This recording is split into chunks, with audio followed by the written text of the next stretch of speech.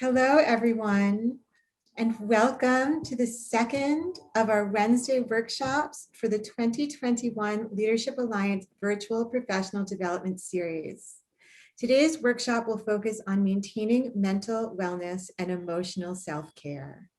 I'm Samantha Anderson, the coordinator of undergraduate programs at the Leadership Alliance, and it is my pleasure and honor to welcome you to this event. I will then hand it over to our brilliant and thoughtful conversationalists, Dr. Judson Brewer and Dr. Tamaki Silver. This event is a component of the Leadership Alliance Virtual Professional Development Series. This series was envisioned and created by Leadership Alliance partners to help participants better understand research, why we do it, how it can be done, and the ways in which it can transform the world.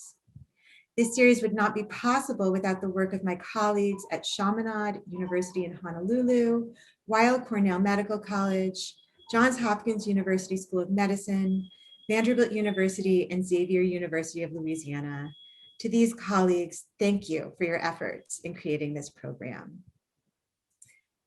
Today's conversation is especially meaningful to the Alliance and to the working group who developed the Virtual Professional Development Series. Last year, when we hosted this series for the first time, students requested that we create a space to discuss mental wellness and emotional self-care. We have invited experts here to answer your questions this afternoon with the hope that you will leave this conversation with skills and strategies to help take care of your emotional and mental well-being as you continue down the academic pathway and along the winding journey of life. All of the questions today have come from student participants. This workshop is for you and by you, and I am thrilled to introduce you to the professionals who will offer their expertise, tips, and guidance to you today. Dr. Judson Brewer, MD, PhD, is a New York Times bestselling author and thought leader in the field of habit change and the science of self-mastery. Having combined over 20 years of experience with mindfulness training with his scientific research therein. Dr. Judd is the Director of Research and Innovation at the Mindfulness Center and Associate Professor in Behavioral and Social Sciences and Psychiatry at the Schools of Public Health and Medicine at Brown University. He is also the Executive Medical Director of Behavioral Health at ShareCare Inc. and a research affiliate at MIT. A psychiatrist and internationally known expert in mindfulness training for addictions, Dr. Brewer has developed and tested novel mindfulness programs for habit change, including both in-person and app-based treatments for smoking, emotional eating, and anxiety. He has also studied the underlying neural mechanisms of mindfulness using standard and real-time MRI and EEG neurofeedback. He has trained US Olympic athletes and coaches, foreign government ministers, and his work has been featured on 60 Minutes, TED, the New York Times, Time Magazine, Forbes, BBC, NPR, Al Jazeera, Business Week, and others. His work has been funded by the National Institutes of Health, the American Heart Association, and others. Dr. Brewer founded Mind Sciences, which merged with ShareCare Inc. in 2020 to move his discoveries of clinical and evidence behind mindfulness for anxiety, eating, smoking, and other behavior change into the hands of consumers. He is the author of The Craving Mind, From Cigarettes to Smartphones to Love, Why We Get Hooked and How We Can Break Bad Habits, and the New York Times bestseller, Unwinding Anxiety. New science shows how to break the cycles of worry and fear to heal your mind. Thank you for being here, Dr. Judd. Dr. Tamaki Silver received her doctorate of psychology in clinical psychology from LaSalle University in Philadelphia, Pennsylvania, completed her pre-doctoral internship at the University of Delaware's Counseling Center, and completed her postdoctoral training at Temple University in Philadelphia. As she has worked primarily with college and graduate students, Dr. Silver is passionate about young adult identity development and helping students work through anything that accompanies building a healthy adult trajectory. Dr. Silver works from an integrative theoretical orientation, primarily consisting of interpersonal, emotion-focused, psychodynamic, CBD, and DBT interventions, as she feels treatment must be flexible and tailored to each individual client. She also enjoys taking a positive psychology approach, utilizing strengths-based interventions or humor to help students build resiliency.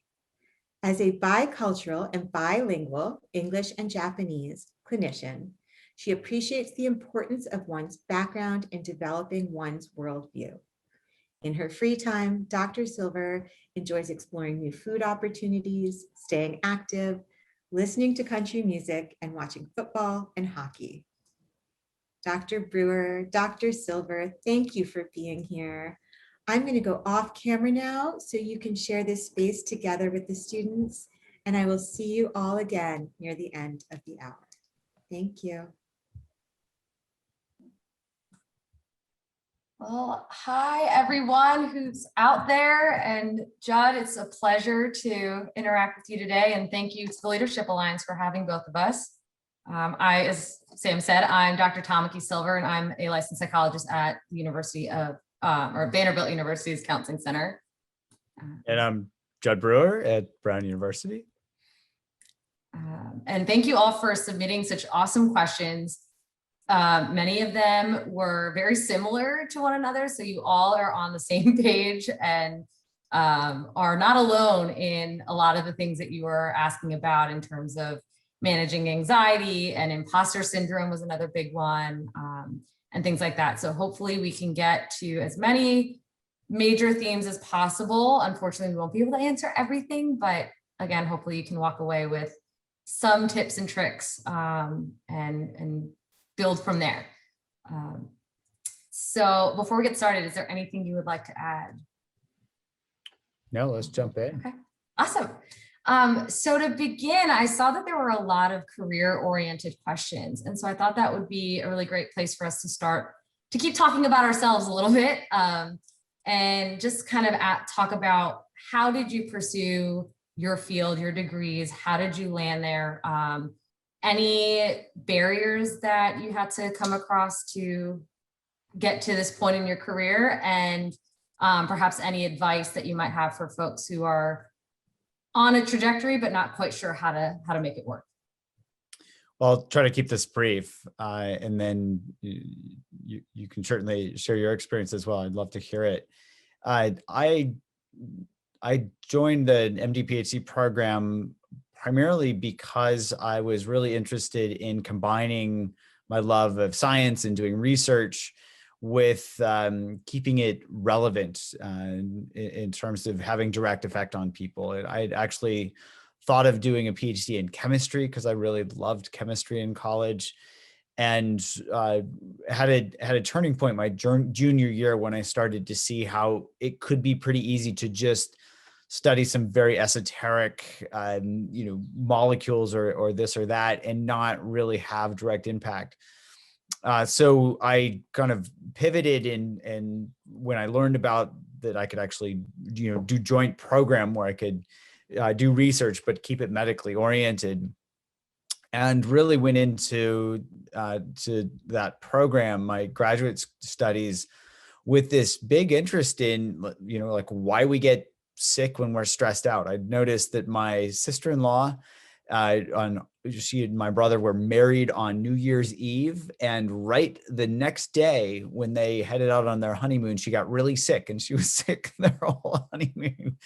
And I thought that could not be a coincidence. My brother wasn't sick, she, and I think it was that her body was like, can't get sick. Okay, now you can be sick.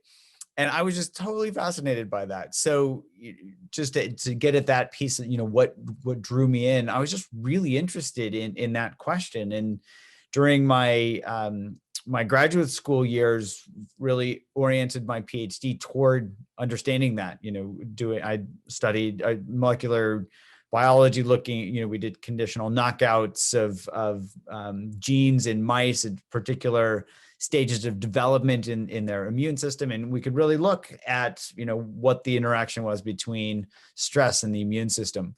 So that was very interesting. And, one thing I'll just say about graduate school was that just following something that I was really interested in and passionate about was really helpful. And I think that's a theme that I've followed throughout my career was, to really, follow what's interesting, because you spend a lot of time doing the work.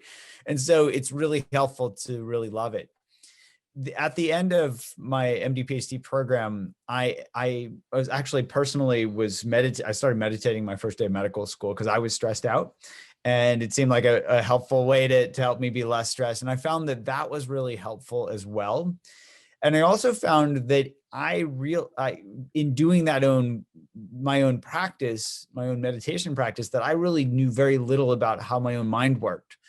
And that, in combination with what I was learning about some of the theoretical underpinnings of mindfulness training itself, led me to psychiatry as a career. In fact, MD PhD programs are set up where you do 2 years of medical school, and then you do your PhD for as long as it takes to forget everything you learned in medical school. And then you go into your third year where you're put right back on the wards and expected to keep up with the other students that just got out of their second year. And so I actually elected to do my psychiatry rotation as my first rotation, because I was thinking, I'm not going to do psychiatry, so this will be a throwaway clinical rotation, and I'll remember how to relearn how to interview patients. Long story short, I'm now a psychiatrist. And the one thing that really drew me into that field was this overlap from what I'd learned about my own mind, what I'd learned about mindfulness training and psychiatry. And there was also a huge need. A lot of folks with addictions struggle tremendously. And, back when I was in medical school, they hadn't approved buprenorphine yet. So there, for example, with opioid use disorder, we were just at the beginnings of this large increase in opioid use and that epidemic. But there was only methadone that was available as a medication for opioids. And so another medication came out later, but there really aren't that many treatments. There really isn't any good medication for cocaine use disorder, not really any great medication for alcohol, et cetera, et cetera. And so there was, from a research standpoint and a clinical standpoint, there was a huge need for people to help people with addictions, and a huge need for people to do research in this field to try to develop treatments, try to help people. So that naturally drew me in, partly because when I was working with patients in the clinic with addictions, they were speaking the same language that the ancient Buddhist psychologists were speaking. And I thought that couldn't be a coincidence. And so I got really interested in shifting my whole career from molecular biology. I retooled to learn neuroimaging so I could do neuroscience work. I retooled to learn how to do clinical trials for people, because doing research with mice is very different than doing research with humans. And really wanted to see if I could play a role there. And I'll say one more thing, and then I'll finish. At that time, when I was in residency, there were people in my residency training program, and also these are fellow folks generally that were going into career, like MD PhDs, that were going to go into careers in research and medicine. And they were telling me I was going to kill my career by studying, because I really wanted to study mindfulness as a way to see if that could be a way to help people with addictions. And they said I was literally going to kill my career, because at the time, nobody had really studied it. It wasn't as popular as it is now. And it seemed pretty woo-woo. But I had a really good career mentor. I was in residency at Yale. There was somebody named Bruce Rounsaville, he said, John, I don't care what you study. I'll support it as long as you do good research. And so I said, okay, I want to study this. And he helped me make sure that I did very careful and very rigorous research, and that gave me a life lesson, which was, whatever you do, just do a good job at it. And if people say it's gonna, you're doing something crazy, it could be that it's crazy, but it could also be that people haven't really caught up to that yet. They're not ready. They're not ready to accept that something like that might work. And the only way, in the West, science is kind of like a religion for people. And as a scientist and a clinician, it's helpful to see what actually works. So in that sense, set up, studies, long story short, in our first study of smoking cessation, where we were training people in mindfulness versus cognitive therapy, we got 5 times the quit rates of gold standard treatment in this first study that we did. So that was interesting. And then that naturally led to, I realized that people don't learn to smoke in my office. They don't learn to get anxious in my office. They don't learn to overeat in my office. And so, was there a way that we could package training that we were, like we were developing mindfulness training, but this could be done with other modalities. Could we package this stuff and deliver it to people in context? And this was right about the time when the iPhone started rolling out. So in 2009, 2010, I think it officially came out in 2007. So we had the opportunity to explore some of the earliest digital therapeutics. It's now a term. It wasn't a term back then. To see if we could actually deliver treatment to people through their phones using scientific methodology, and then also, of course, studying it. And so my lab's pivoted to really looking not only at the neurobiology of how mindfulness training works, but to developing digital therapeutics and testing those, and even doing translational work where we can take an app, we can have people use it, we can study their brain change and see how that changes over time to see if we can actually get at the neural mechanisms. And so all of that has been really led by interest, passion to help people. Like, how can I make sure that this stuff is relevant? Anybody that works in my lab, they always have to be asking the question, how is this, the so what question. My old career mentor used to say, so what, Judd, like, help me see how this is going to help people, or this is relevant. And so that's something that I've carried forward. And I think students can keep in mind is like, make sure that whatever you're doing, if you're really passionate about having something be medically relevant, for example, make sure you're asking those questions to keep it aligned, but also to just really follow your interest. Because if you're truly curious, that curiosity, I think, is really a hallmark of science. I think Einstein was once quoted as saying, I have no special talents. I'm only passionately curious, and so here, I think curiosity can get us up in the morning because we're excited to learn something. And it can also take us and make sure that we are rigorous scientists and not biasing ourselves, but really saying, well, what is the right answer? What is true? What is reproducible? And that's always feels good. It feels like it takes away the pressure of having to do something as compared to really just dive in and see what unravel some of the secrets of the world. So I will stop there, because that's kind of been the trajectory. But Tamika, I'd love to hear, what your path was. I mean, I couldn't agree with you more in terms of that, finding that passion and running with it. Cause I think that's so important, especially for folks who want to go into higher ed. There's a lot of school to be ahead of you. And if you're not interested in what you're doing, it's a long road. And to calm some nerves for some folks who might feel like they don't really know exactly what that passion is.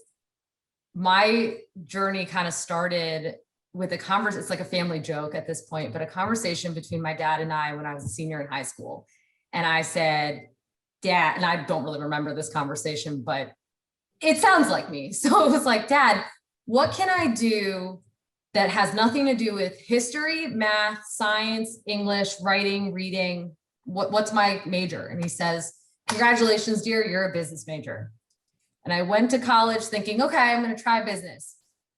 It did not work out. It was not the road for me. And I had to start from scratch. And I actually wasn't able to get into my first psychology course until my sophomore year. And I was thinking, well, I really hope this works out for me, because otherwise I don't know what I'm going to do.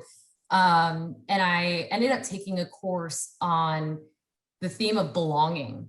And we talked about the effects of cult-like belonging compared to isolation in prisons and things like that. And just kind of how that can impact people. And I started really just getting so interested in why people do the things that they do. And so I took every social psychology course I could throughout school. I did a lot of research in social psychology. My favorite professor, a mentor of mine, social psychologist. It was great. Now I'm thinking, I'm going to be a social psychologist. This is exactly what I want to do. realizing that, or not realizing at the time, that social psychology had to do a lot of research. And I was not very excited about the research portion. I really wanted to work on why people are the way they are and actually work with people. And I realized, thinking about all of my previous experiences in athletics and different volunteer experiences I've always had, I loved being the point person that people would come to if coaches were too busy. Parents and younger teammates could come to me and ask questions about what was going on, and I was loving it. And so putting myself in a mentorship role, really interested in how people work, interested in psychology. I had a couple of conversations with some professors in my undergrad in the psych department, and they said, what you're describing is clinical psychology. You want to be a psychologist, you want to be a therapist, you want to be in the office having those one-on-one conversations. And I did some looking into what that meant, and it was like, yes, that's exactly, actually that fits me really well, especially because I like to talk a lot, even though therapists are also supposed to listen. I love engaging. And so then I had to think about, so I was like, okay, I'm going to go the distance. I'm going to get my PhD. And then I had another conversation with the head of the department who told me about a PsyD. I was like, what does that even mean? I thought you needed a PhD to be successful as a clinician. Turns out you don't. But the PsyD being more on the clinician side of things as opposed to the research side of things, I was going, great, minimal research, I'm in. And so then I was able to continue that way, and eventually found that working with college students and graduate students was exactly where I belonged. I felt like I could really relate to them. I loved the energy that they had. They're kind of just at that place where I can help them and they're not too molded in their ways and too rigid. And they're old enough that I don't have to work with their parents and have to, luckily for confidentiality, I don't have to talk to the parents. And so that's just kind of the path I started working. All of my training experiences were in college counseling centers. I really was trained in more of the cognitive behavioral therapy model, working with thoughts and behaviors. And then as I was trained, doing more of the emotion work, and found that flexible model being really great for college students. And again, with the passion piece too, I did have to do a dissertation, and I wrote mine on humor and how humor impacts well-being. And that's something that I'm very passionate about, both well-being and humor. And so that was kind of what really took me through school. And so again, can't more heavily emphasize that passion piece. But I really took kind of my childhood experiences and built it throughout.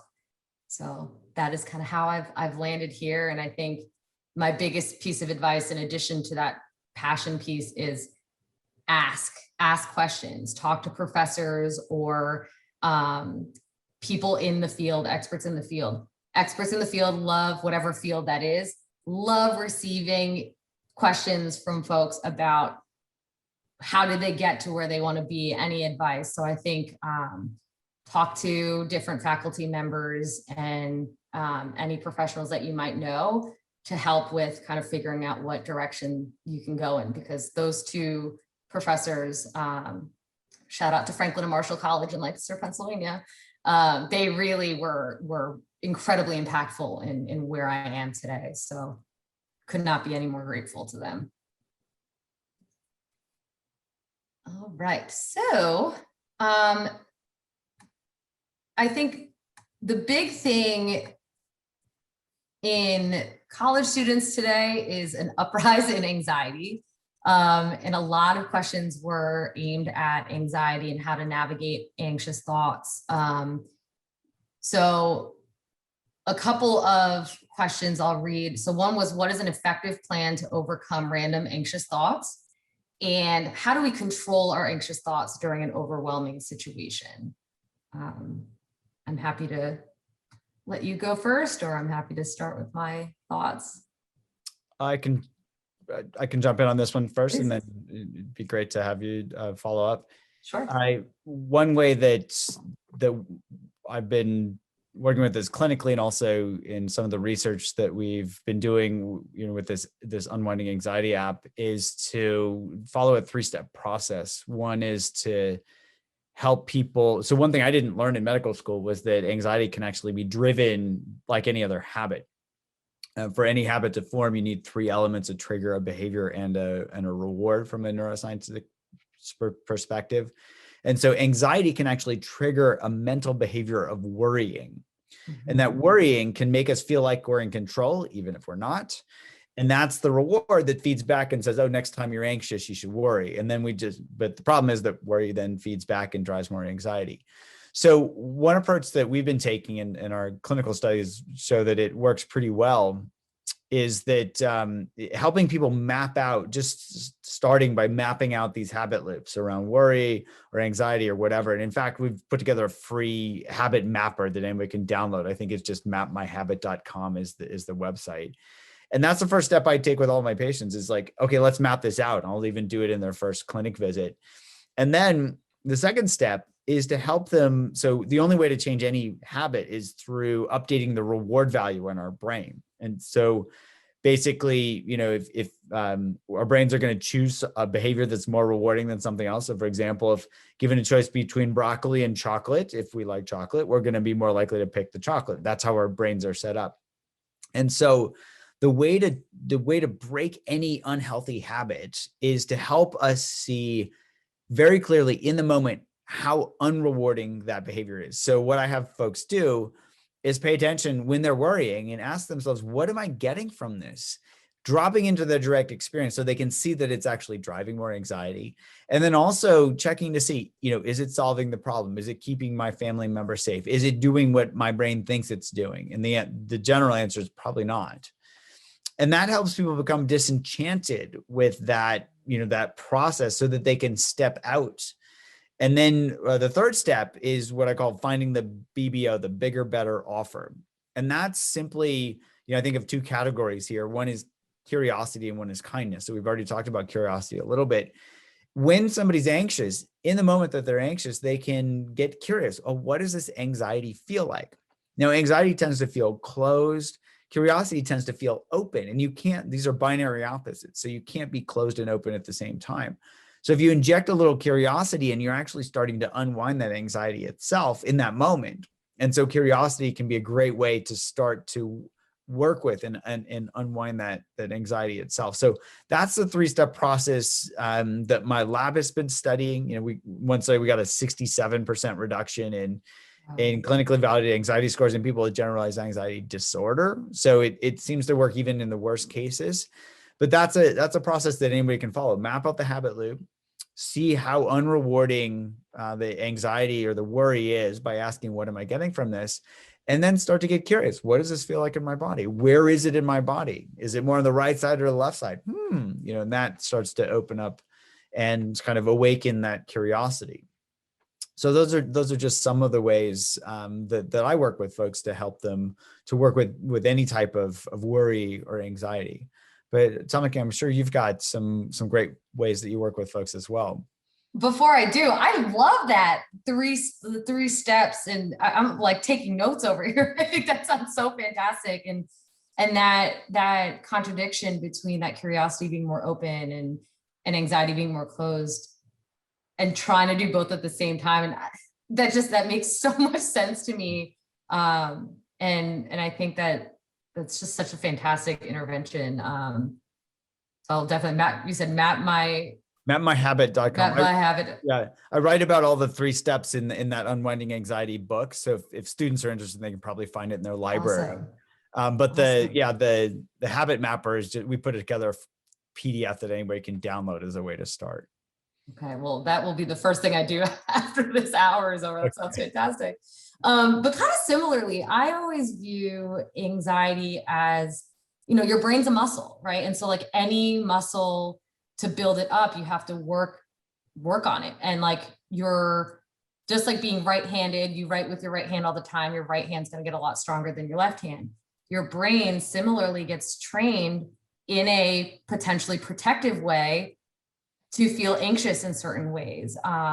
Similarly, there is some level of reward, even if it's not necessarily the most effective reward, there's some protectiveness to that. When I'm afraid, I'm not going to get hurt because I'm so careful. And so your brain actually goes to all of these anxious thoughts. What then I try to work on with my students is let's try to challenge some of those thinking patterns. What is worst case scenario?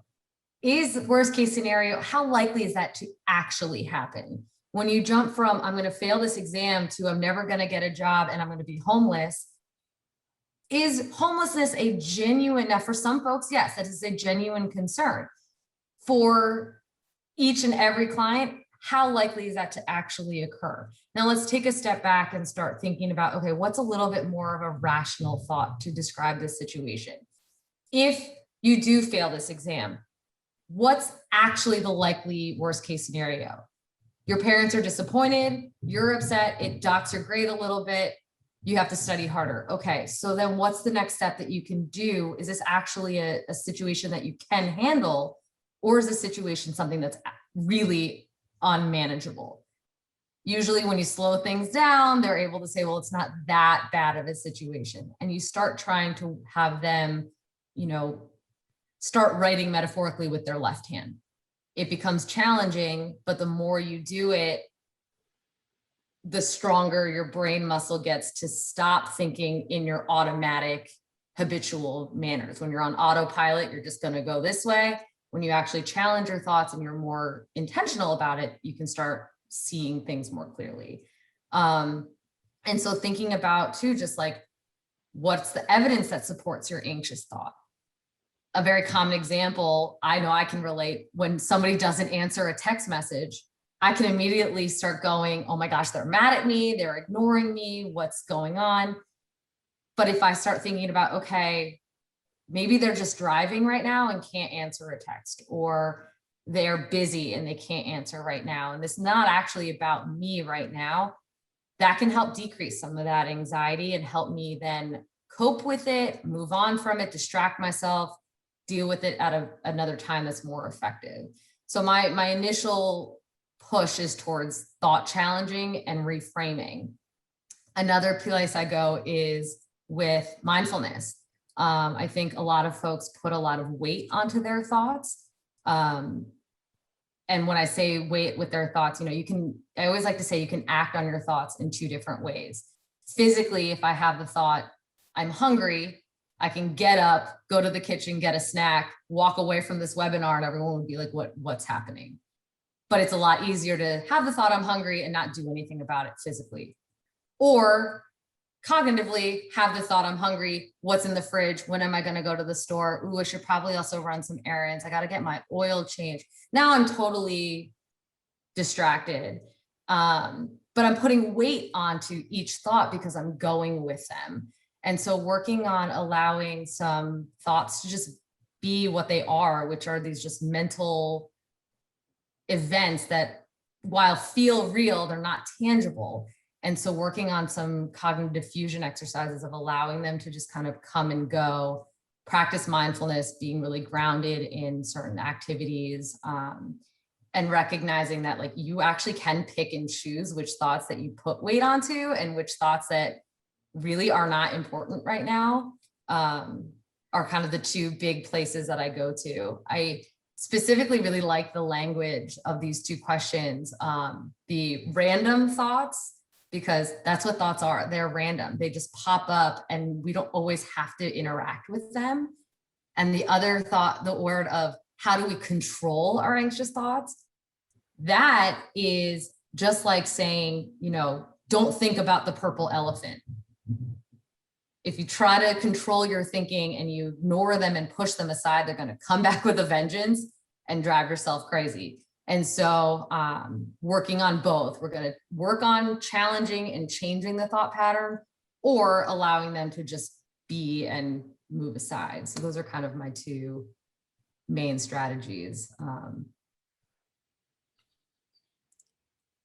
don't know if you have any thoughts on that mindfulness idea, but hopefully I described it well.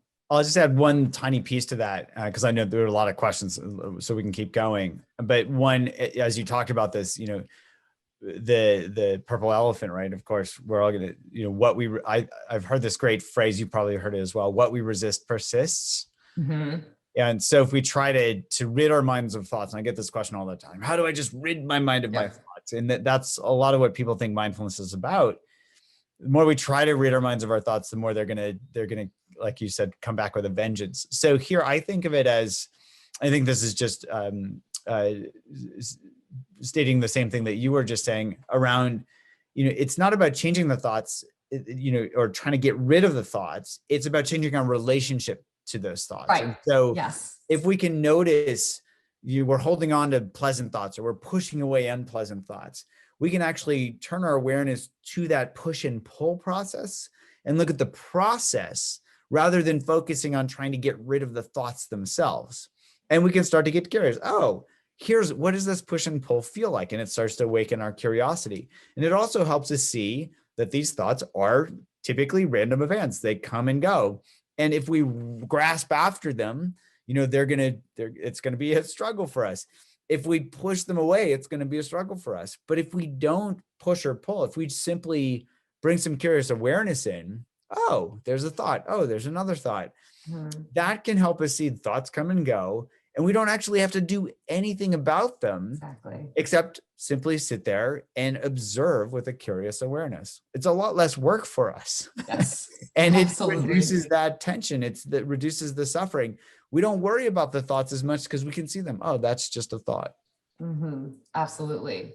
Absolutely. Just letting them just be. And, when we, like I was saying, when you add that weight to something, then you start, the thought has power, and that's when you start thinking about it. But when you're just like, oh, there it is. I like to think of them kind of like subtitles to a movie. They're just there. But if you pay too much attention to them, you're going to miss the actual movie that you're watching and get caught up in the words. And so this actually follows really nicely into the next theme of questions. Many folks were asking about how to manage burnout. A lot of these students in the audience right now, I'm sure, are incredibly high achieving and very intelligent, and that can be a double-edged sword a little bit and run the risk of burnout and how to navigate that work-life balance. So I think in addition to working on changing your relationship to your thought patterns, you also just want to change your relationship to your day-to-day routine in a way.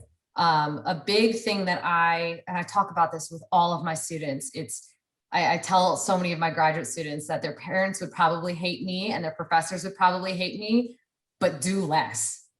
You want to try to find a balance where it's not all about school all the time. Yes, you're a student and your primary identity and job and things like that are to be a student, but stress and burnout, in my perspective, comes from when you're very imbalanced. And so when you think about your values, what are the things that are super important? Is it strictly just academics?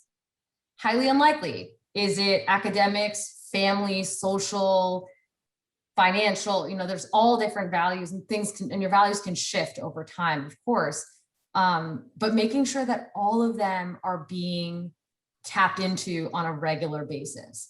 Sometimes you might have a school heavy valued week because you have an exam or 6 exams in 1 week. So your social and family and other values may get neglected, but then making sure the following week you're doing what you can to reshift that balance. Maybe doing a little bit less on the school front and engaging more in social, or making sure that you're doing hobbies and things that really excite you and bring out passion that maybe aren't related to the academic field that you're in, to be able to have the little other values touched on a daily basis. And so that's kind of my key piece of that. Balance is so important. And in addition it's a lot of folks will tell me, but like, I can't afford to take a break. I don't have time to do the things that I want to do because I have all this schoolwork. That's where we're going back to reframing and challenging the thought process of redefining what it means to be productive. If you look at other cultures in Europe, they take 2.5-hour coffee breaks in the middle of the day. And it's like, that sounds wonderful. And they're still being productive because that's actually really good for their mental health, clears their mind, and then they can get back to work.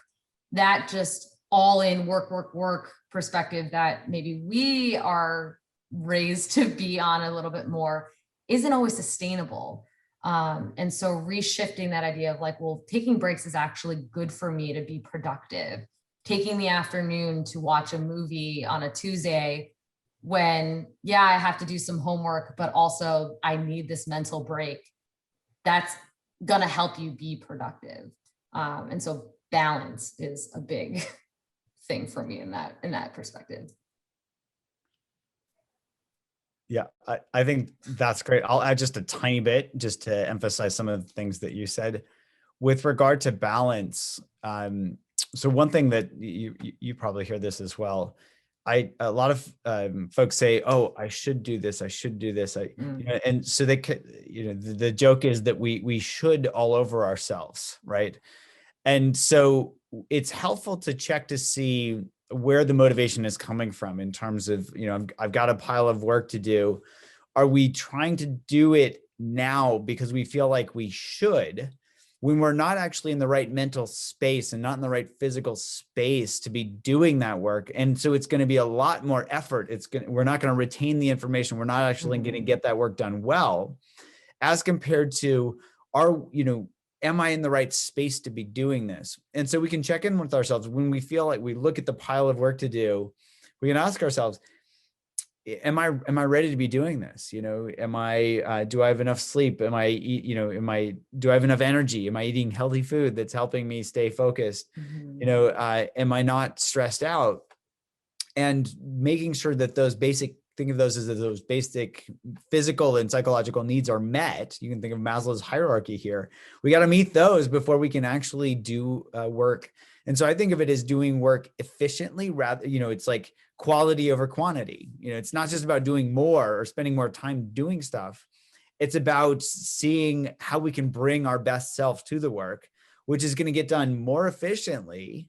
And it's going to, all the time that we've spent taking care of ourselves is going to pay off in kudos. And it's going to be a lot more fun doing the work rather than going, oh, I should do this. And which in itself is going to be a buffer and a preventive measure for burnout itself. So I just wanted to add that piece. Absolutely. Absolutely. I completely agree that quality versus quantity. I always talk about, because so many folks, in addition to the shoulds, it's, well, I know this is good or this is bad. This is good for me. This is bad for me. I've watched so much TV today. It's so bad.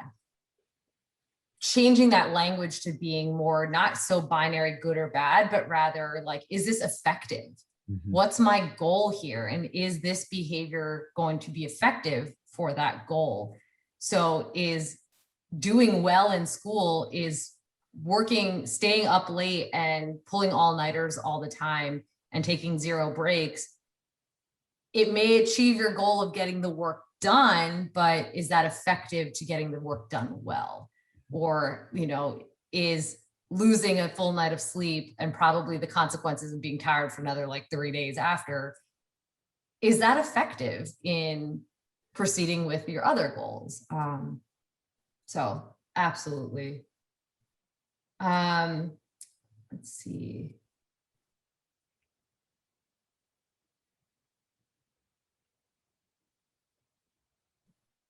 Somebody asked, is there between physical activity and leisure activities, including meditation, reading, something pleasurable, watching TV, which is better to ease stress? Answer, there's nothing better. They're both equal importance. And, when we talk about right now, I think coping skills is a big buzzword. And it's important to find coping skills. But the thing is, you want to find the coping skills that work well for you personally. Exercise is something that makes me so happy and really is important to me. But I have so many friends that exercise stresses them out and they would rather just take a walk around the park, and that's totally fine. They would rather listen to music and so some people really enjoy meditation. Some people don't. And so it's just a matter of what things work for you. I don't know if you have anything to add to that.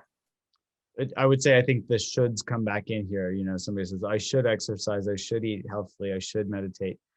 It's reframing that into asking, well, what do I get when I eat healthy food? How's it feel? What's, you know, so we can tap into that reward-based learning piece. And when we see, oh, when I eat, for me, when I eat healthy food versus junk food, it's a no-brainer. My mood's better. I have more energy. I don't get that sugar rush and crash. And then also with physical activity, instead of thinking, oh, I should exercise every day, find an exercise, and even walking counts as exercise. You know, it's like finding what we enjoy doing and then remembering what that's like after we do it. Like, oh, that felt pretty good to exercise, to just physically move as compared to be sitting in a chair all day. And so there, I think we can even tap into this reward-based learning system just by reflecting on these things themselves and see, oh, what feels good for me? What's a good fit for me? And then what's it like when I do it versus when I don't do it, you know, and that can help reinforce that in a very positive way. And I would also just echo the for me piece again of what feels good, what felt good for me. Because comparisons can get super messy, and apples to oranges does not work out. Yeah. Speaking of comparisons, another really big theme that came about was about imposter syndrome. And I think I'm sure in many different careers and majors and things like that, imposter syndrome comes up, but I think especially in sciences and for folks looking into going to graduate school for science and research, imposter syndrome is loud. So combining kind of a bunch of different questions on this, how do you deal with imposter syndrome? How does one cope with imposter syndrome, especially when going through a difficult school week? Do you want to start off or shall I? Well, I'll sure. What I'll say is, you know, I think everybody experiences imposter syndrome. I personally, I've been licensed for only 6 months at this point, and I'm super excited to be a full-time licensed psychologist. And yet I sit in a staff meeting and I'm going, oh my gosh, like everyone seems so much more involved and smarter and knows what they're doing. And what am I doing here? I don't belong. And yet I pause and think, I have to remind myself, like, well, they hired me for a reason. I'm supposed to be here. Things are okay.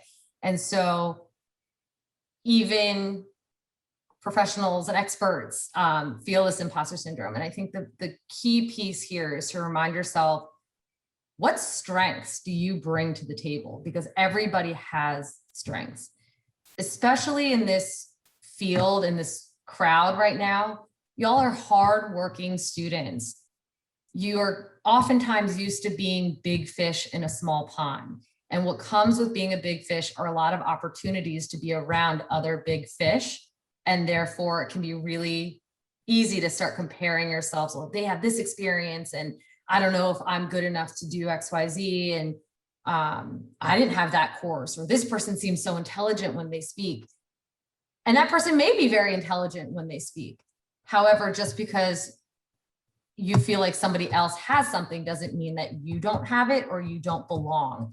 And so recognizing, okay, I may not have that, but I have X, Y, Z. I'm here for these reasons. This is what I'm good at. And I'm going to bring that to the table. I'm going to give that to other people, see if I can help other people using my strengths. And then the things that you don't have or feel like, you know, you're struggling with, not seeing that as a weakness, but rather somewhere that you can grow. Because again, we also all have growth edges. And especially in school and in sciences and things like that, like you're always going to have more to be able to learn. And just remembering that balance of like, well, I have this, I'm good at this, and I'm going to be able to learn that as well, I think are the key pieces to battling imposter syndrome. Yeah, I'll pause there.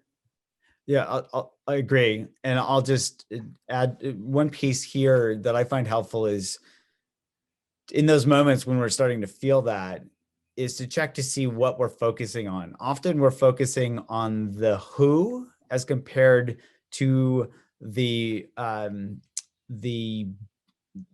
what. Let's think of it. So the work, say we're on a project with some people and feeling inadequate. That tends to suggest that we're focusing on the who, like who am I to be here, as compared to the what, which is what work needs to be done. And when we just focus on, get focused on the work, it's much easier to forget about the who and that judgment and the comparison that comes with the who.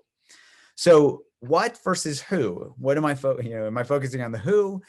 Can I notice that and then shift back over to focusing on the what, and just rolling up our sleeves and zooming into the work. When we get there and focus on the, the question at hand, it's easier to let go of the who.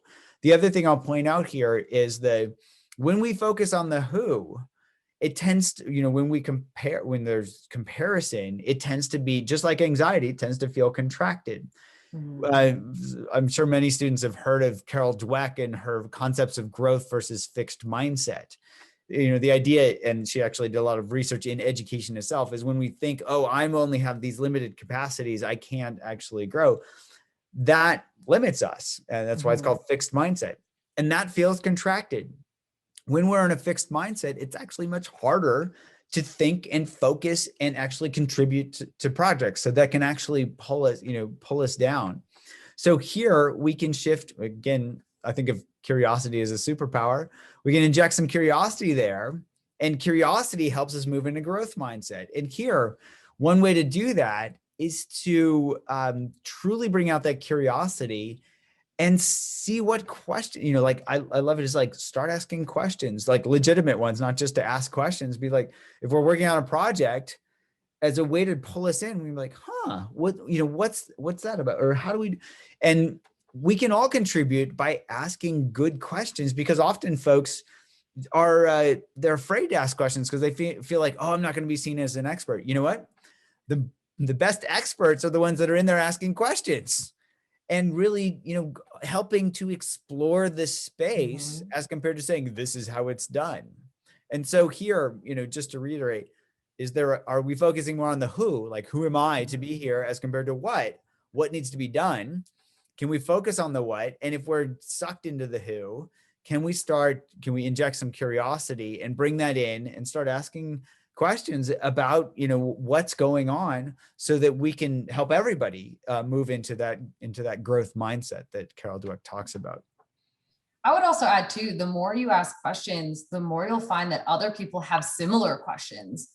And you'll find that you're not the only one that feels like they're floundering, or you're not the only one that feels like, who am I to be XYZ? And that's something that I feel for a lot of students right now with the pandemic and everything being virtual, is that they haven't been able to have those side conversations in between classes of, did you understand what that professor was saying just now? No, I had no idea, right? Like, those are the moments that are so validating, but they stem from asking questions and really allowing yourself to engage in that vulnerability. So yes, ask questions. Let's see. So we're getting close to time here. Let's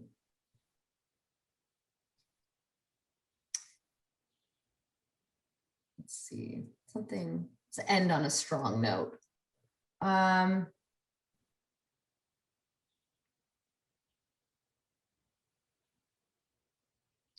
So there were a few questions about, and I don't know if you kind of, I guess, might have answered some of these in terms of the habit loops and things like that. But some folks were asking more about like how to engage in maintaining like healthy exercise routines when school gets really busy, or how to try to train yourself to drink more water despite trying to set all these phone alarms to remind you, and yet still hitting the snooze button and things like that. And perhaps how mindfulness can play a role in that. Yeah. So I think we've touched on that a bit. And, with healthy habits, it's that third step is finding that bigger, better offer. And so if there's an unhealthy habit, like not exercising, we can just notice, we can take that.